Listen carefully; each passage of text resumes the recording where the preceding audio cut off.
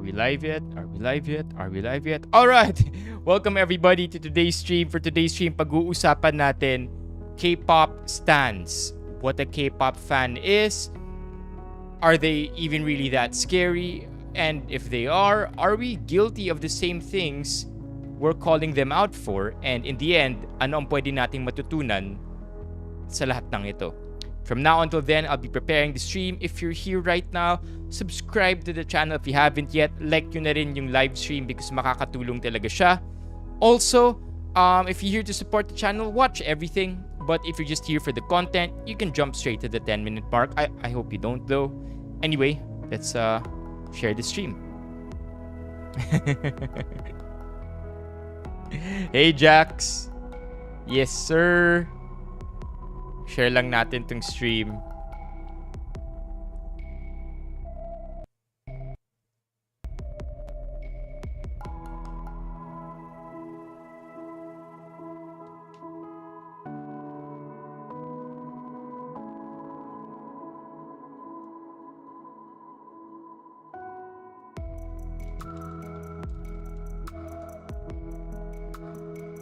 Ano nangyari pare? Wala naman nangyari, Ron. More like, I think this is gonna be an interesting topic. No, Caleb, my YouTube stream tayo. It just took me a while because I had to gather a lot of links for today, which we will be opening up right now. Ay, posted natin to sa YouTube. Sobrang daming links that I think we have like 20 plus links again. Hopefully, it's gonna be a fruitful discussion and may matutunan tayo. You are early, Feb, because but also I am extremely late. I had to do a lot of digging for this one. A lot of thinking too, so I hope you like it.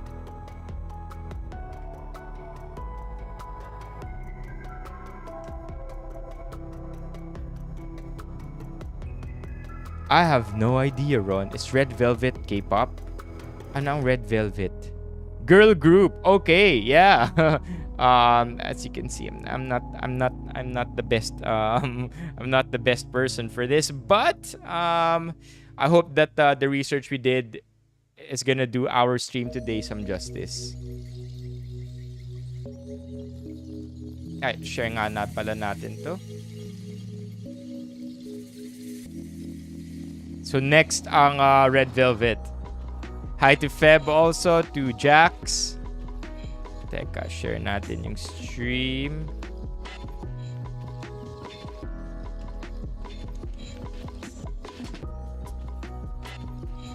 Tahimik ba? Aren't they gonna do military service? Or not yet? Yun yung huli kong rinig eh. Parang may military service ata sila.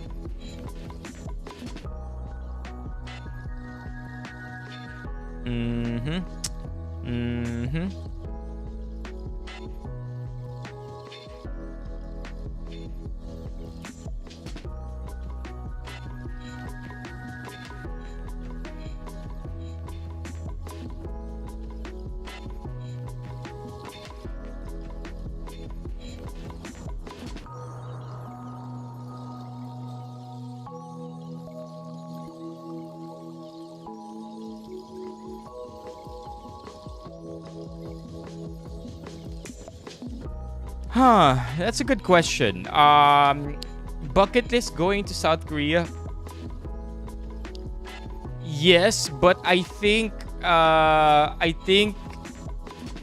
same sila sa Japan. I would, whichever one ang magkaroon ng opportunity to go to first, yun yung G ako. But either way, I'd love to go to both countries and visit them.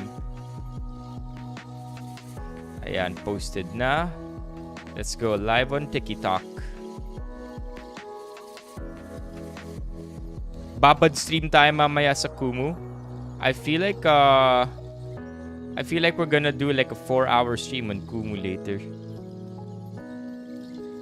We got to solidify our standing in the campaign.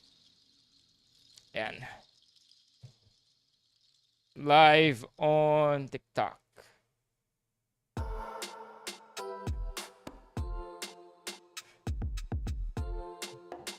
Okay, open up na ako ng links.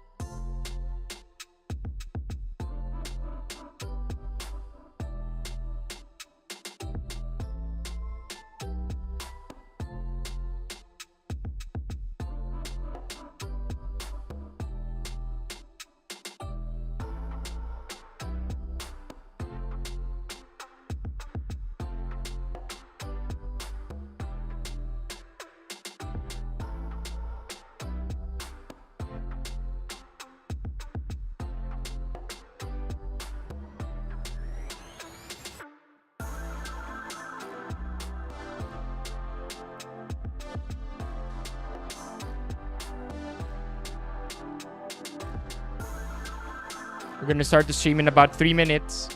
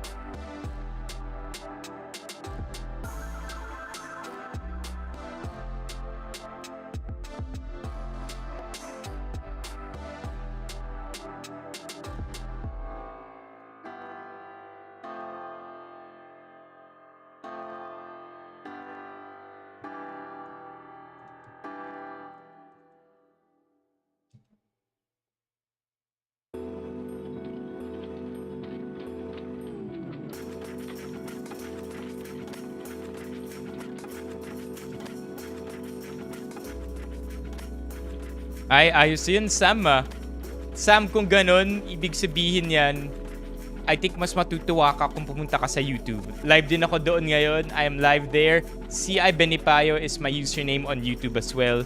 Live ako and I'm gonna be showing photos and videos here.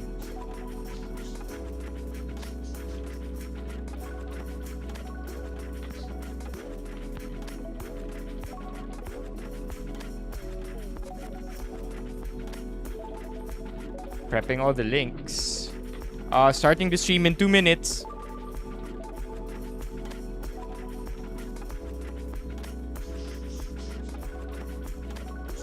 Let's go, Caleb. Pagod pala si Caleb. Nang tanong, bakit ka pagod?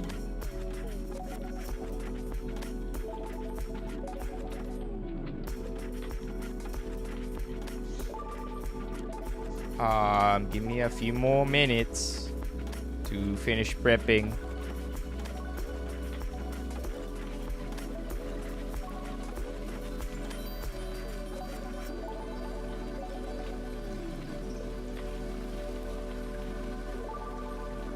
Okay, habol ako sa mga comments. One person is on military, others are busy with campaigns, and Jungkook is busy doing live while getting drunk. That sounds like living the life. K-verse. Sabi ni Jax. Hold on. Sabi ni Jax, K-verse daw. Pupuntang Manila, April 11. Puyat stream later, yes, Caleb. Yeah. Nakapag-gym naman tayo. Nakapag-gym din tayo kaninang hapon. Well, is that a good thing? Diba, Ron? Whenever, pag walang controversial or walang hot topic na nangyayari sa news, is that a good thing? If the internet is quiet and there are no internet screw-ups, is that a good thing? I'm only saying this kasi diba pinag-uusapan natin mga trending na stuff on the internet, and usually the more controversial, the more juicy mas may pag-uusapan tayo. But also on the flip side, ayaw din naman natin yun, di ba? Kasi ibig sabihin, may nakakawawa. Oh, pupunta raw si Jack sa K-Verse on April 11. Before we start the stream, ano yung K-Verse? K-Verse. Let's see. K-Verse. I think it's a convention. Yeah, parang convention ba? K-Verse aims to promote the spirit of being together in support of each fandom while still having each other's own identity as a fan. Creating a space where fans are the number one priority in knowing who they want to see and what they'd like to experience is the focus of the creation of K-Verse. Tama ba, Jax? I think we got it. K-Verse is kumbaga, a massive meet-up.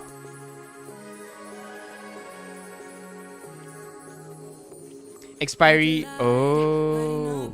Yun nga eh, di ba? I think that's why they're saying ito na yung last concert because either they're gonna all go on their separate careers or magre-renew but it's gonna be complicated business. Hindi. JL, hindi. Yeah, it's like a con. Alright, let's start the stream. Welcome everybody to today's stream. For today's stream, we are going to be talking about K-pop stans. What exactly are K-pop stans? Are they even that scary? Are we guilty of the same things that we are calling them out for? And ano ang pwede nating matutunan from all of what we're just about to talk about? Now, you already have an idea of what K-pop stans are. K-pop stans, I think we can even Google K-pop stans here. We can Google K-pop stans and automatically, if you look at this, we can have, meron tayong K-pop stan starter pack over here. I don't know how accurate this is, but this is a very crass depiction or generalized depiction of a K-pop stan. O, diba? Medyo hater stans to kung ano ang isang K-pop stan. Right? But you have an idea. K-pop stans basically borderline, if not obsessed with their idols. Basically, they almost may pagka-fanaticism. And it's a step above being a fan. Kumbaga, nag-level up ka na from fan to stan. So we're gonna be talking about that. But before anything else, I think I want to point out the fact that at one point in our lives, we've all had our own biases. We don't have to look any further because we can even begin with sports. I'm personally guilty because for a time, I've been a very, actually till now, I'm a very big LeBron James fan, right? And LeBron James has not been perfect throughout his entire career, stellar career, but out of the court, not exactly when it comes to topics about China. But then again, because I am a self-confessed fan sa palagay ko, it's easy for me like this to make excuses on behalf of LeBron James's mess-ups outside the court. If you don't know any better, nung time na nagkakaroon ng occupation in Hong Kong by China, LeBron James, who rather has a stance on everything controversial, kept a little bit quiet during this time. But, yung mga palusot, I ate it all up. I ate up the argument that's saying, you know what, LeBron James is just watching out for the NBA because the NBA the NBA wants to capture the Chinese market. And if LeBron speaks against China, nako, patay ang NBA. That's the common approach as to why he kept quiet. Pero yung stance na kinuha ko was the fact na if nawala ang NBA sa China, mas marami kasing dami lang ang magsasuffer. Of course, it's not the kind of suffering that's in Hong Kong. But again, I was a stan, or at least for that specific topic, I kind of looked the other way. But now, it's forever in my head that because LeBron James did that, he's not the idol, or at least the perfect idol for me. It's not limited to LeBron James. I even had a hard time letting go of my all-time favorite movie, I didn't Google it for you, but I will now. My all-time favorite movie. Not that I had let it go completely, but of course, my all-time favorite movie being Pineapple Express. James Franco, this guy, the guy with the long hair, siya rin may fair share of controversy. In fact, if you look at all of these, meron siyang sexual misconduct and all allegations that are against him can be seen online. You get where I'm going? At one point or another, hindi lang K-pop stans, kundi tayo rin naging stan ng mga iba't ibang personalities. I'll give you more examples so that you get a better idea of what I'm trying to say. Baby Driver. Who knows the movie Baby Driver? This movie, my gosh, one of another favorite movie of mine. Unfortunately, even the guy, Ansel Elgort, meron din siyang allegations against him. Now, beyond the movies, we have a bunch of different personalities too. We have Taylor Swift and Taylor Swift's fans, right? We also have Kanye West and Kim Kardashian. So Kanye West, diba, with his anti-Semitic point of views, pero may mga nagsusupport pa rin sa kanya kasi may mga Kanye stans, may mga tao na bias nila si Kanye. And then of course, you have the Kardashians who live the most outrageous of lifestyles. They are the 0.01% of the world, and yet, for a time, no matter what they said, people rode with it. Puring-puri sila sa Kardashians. So, now you see that we're all guilty about this. But also, outside of music, outside of movies, we're also guilty of it in politics. One need not look further. Pag tinignan nyo, marami rin tayong toxicity na mahahanap sa mga biases natin pagdating sa eleksyon. To a certain degree, Lenny's camp or Lenny's fans can be actually toxic. I have this article over here and another article over here, but this one I chose to highlight so that I could read out to you. Lenny supporters are rabid. I asked Joanne, a college student and a first-time voter in the presidential election, and she said, they tend to embarrass us whenever we throw our support to BBM. They call us bobo, tanga, nagpapaniwala sa fake news, magnanakaw, enabler. So you see how it can be toxic? But that's not to say that the other side isn't equally toxic as well with their gaslighting and their intentions na tulungan ang administration na burahin ang nakaraan. In fact, that's the entire campaign of BBM. In every speech, BBM's singular message is unity. So toxicity is everywhere. And I think you're already seeing what the lesson is.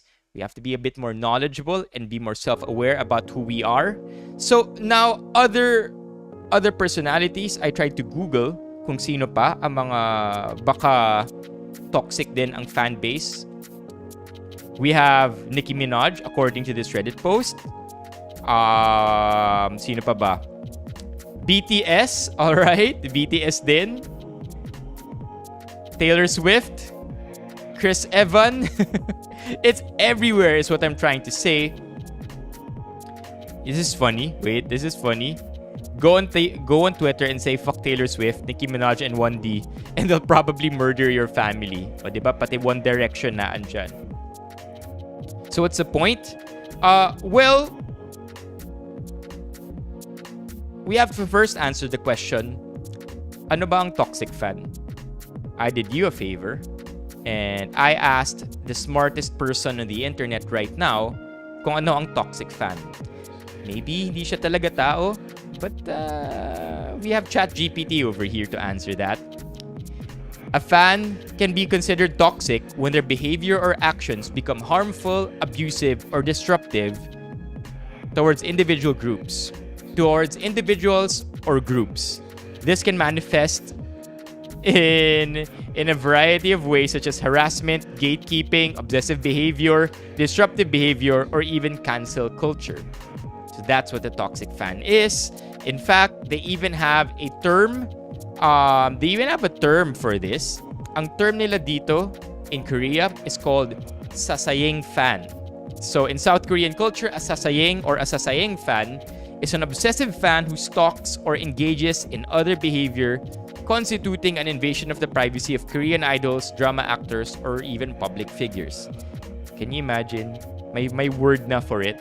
Now, all of this is inspired by this thread na nakita ko sa Reddit. This one that says, may fan talaga na nakaka-imbirna.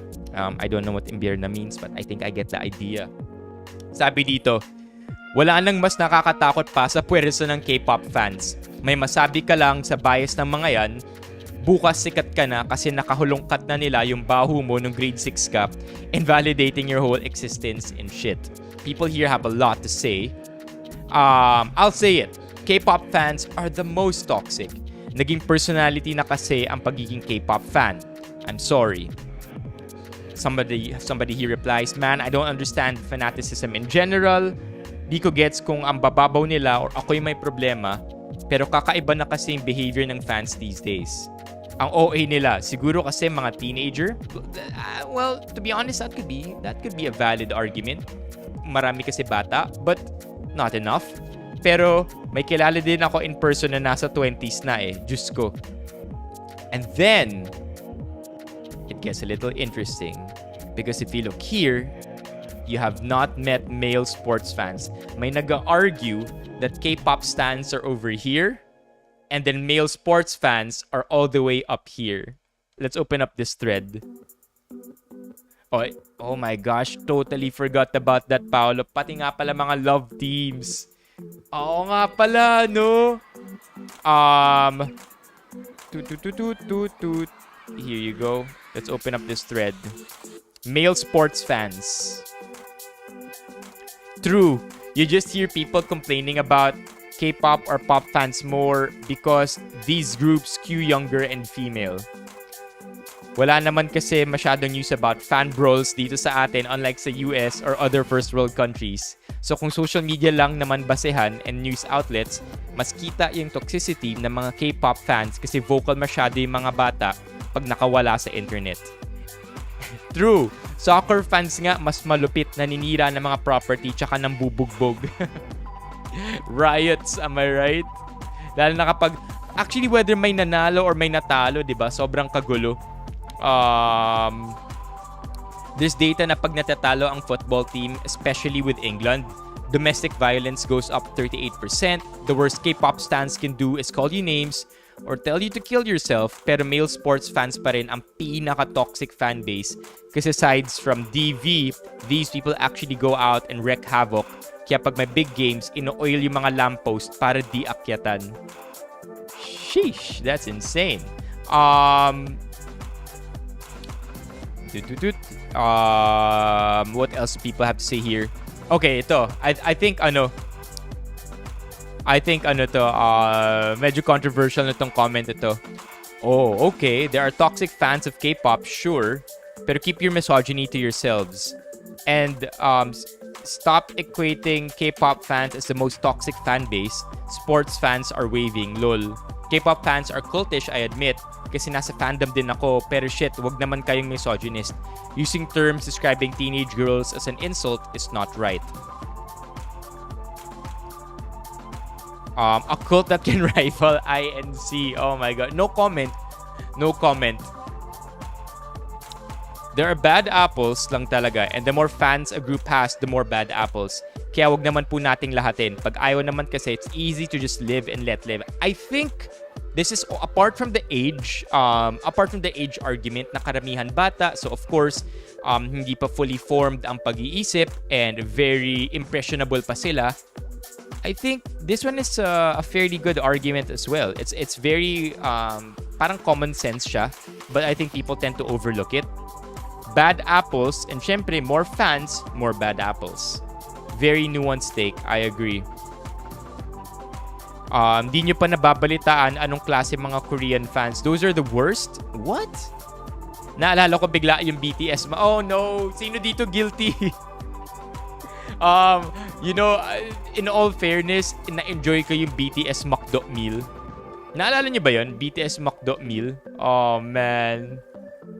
Alala ko may mga nagbenta pa nito sa carousel. Yung mga kahon na lang. May mga nagpa-frame. This was legit. I enjoyed it though. I think K-Jun, best ever best over sauce for chicken McNuggets. O diba, Ron? Hinebra. See, it's everywhere. So I think we can jump straight to what's to learn from all of this? Maybe after one more reply. Nakabunot na naman ng isa-single out na demographic ang PH friends. Nakahanap ng aapihin. Pagtatawanan sa Reddit, di kasi makasabay sa Twitter. Oh my gosh. These are but a select few. Generalization is convenient but reeks of desperation. K-pop fans are mild compared to sports fans. We're reading the same things already at this point. I guess toxic nga at times mga K-pop fans. Pero mga Redditors dito toxic din based sa replies. Talk about typical Pinoy crap. So like I mentioned, may term dito. It's called the sasayang fan. And I think iba ang definition ng sasayang fan, and it's not actually something we could use to describe fans outside of K-pop. I'm not sure kung applicable yun. But I think if you generalize this even further, at one point or another, we have been sasayang fans. Whether it's for political figures, whether sports figures, whether showbiz industry, or music artists, girl groups, boy groups. One point in our lives, we've been guilty about it. So what's to learn from all of this? I think this lesson is actually one of the best I've read online. Sabi dito, the question is, which celebrity has the most toxic fan base? And nakalagay dito sa baba, I would say, this is the best lesson to learn from here. I would say anyone who makes liking a celebrity their entire personality. It's not really a healthy mindset and could lead to some serious toxicity if anybody speaks ill of their chosen idol. People like different things and that's okay. So, yun ang pinaka-lesson dito.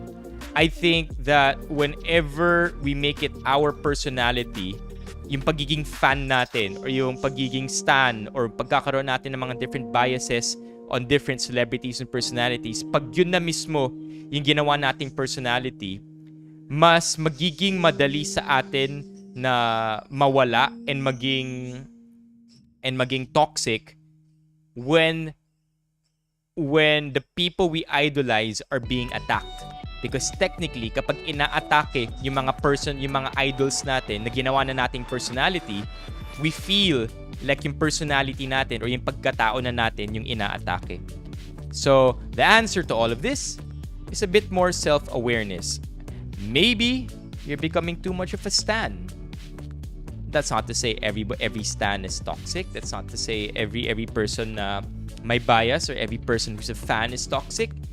It's just that in the middle of this all, where in the internet, lahat tayo madaling magkaroon ng idol, let's be more discerning and tingnan natin kung sino talaga ang mga ina-idolize natin, and wag natin sila gawing personality.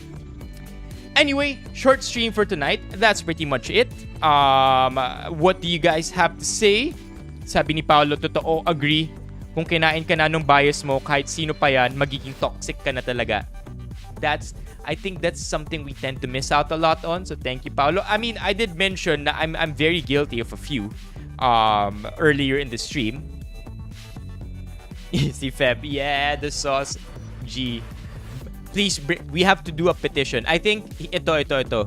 Pwede tayo maging Cajun sauce, McDonald's nuggets or McNuggets Cajun sauce apologist. How about that? Stan tayo ng Cajun sauce. Oh yeah, Kim Herald fans. I mean, we have the Jadine fans. We even have Katniel and Liz Ken fans, di ba?